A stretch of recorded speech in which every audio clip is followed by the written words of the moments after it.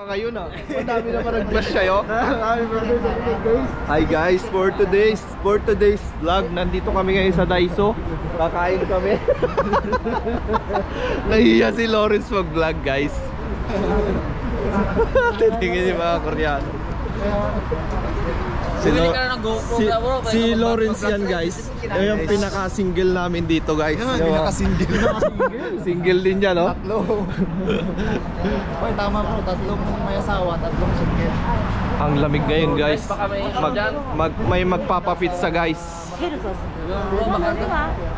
Diba bro, guys, baka may mga ano dyan, may recommend kayo sa amin? Oh, mga trabaho guys, kasi itong kasama ko release. Uy, di trabaho siya. Ano ba? Jowa! Ay, jowa? Jowa. Oh, baka may gusto nyo ng jowa.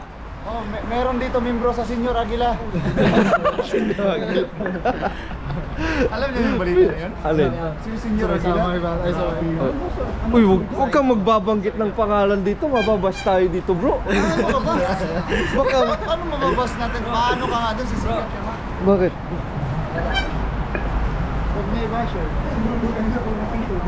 Hindi ako may jacket guys. Pinagtitinginan tayo guys. Vlogger pala yun. Magpa-picture kaya tayo doon. Sabi. Nakakita niyo yung ano? Yung sa Surigao na ano? Senior Aguila. Ayan, pwede kang kumain dito guys. Yan o. Mga chicken. Mga bata. Tinapay. Yan, daming mga prutas. Dito kami ngayon sa palengke. Lawrence, can I vlog this? Yeah, you can vlog how to work in South Korea. If you want to, you can share. Okay. Pwede mo yung vlog natin? Yan. Guys, share ko lang guys ha. Dalawang ganyan yung kulto yung Paano yung, ano yung Senado? naging journey namin dito papuntang Korea? Oo. So sa akin lang personally, kaya ako nakapag-decide mag-Korea is reason para sa family, of course. Very cool today. Wow guys, kaya sobrang lamig ngayon. Tsaka naka winter gloves ako. Di pa ako naka-winter jacket niyan ah. Yan. So ito guys, share ko lang, last 2019 nata ako nag-exam. So nabutan kami ng pandemic. So parang mahaba dito guys, oh. mahaba yung kwento ko ngayon. Pero sa mga gustong mag abroad, tuloy nyo lang pangarap nyo guys. Sa Korea hindi siya basta-basta pasukin, unlike other country. Kasi dito kailangan mo may exam. Pero ganun talaga guys, kailangan mo pahirapan para maabot mo yung pangarap mo.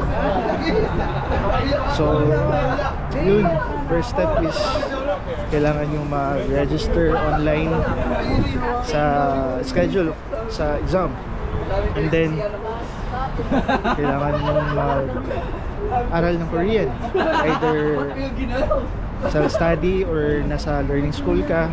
Pero advantage daw yung may school ka kasi may mag-a-assist. Pero sa akin that time, may mga friends din kasi ako nasa school. Pero kami, nagsi-self-study kami with my friends. Pag napanood to ni Kenneth, shout out sa'yo. So yun, yung mga exam, then after may mga medical pa, like other country, mabilis lang siya kasi may mga agency.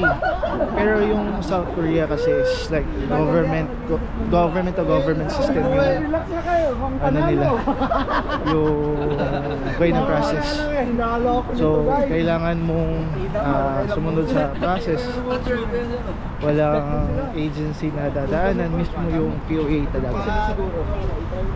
So yun, kailangan mong exam, pasa yung mga, at least you're physically fit, even though without experience, educational background. Pasok dito sa Korea guys. So kailangan lang is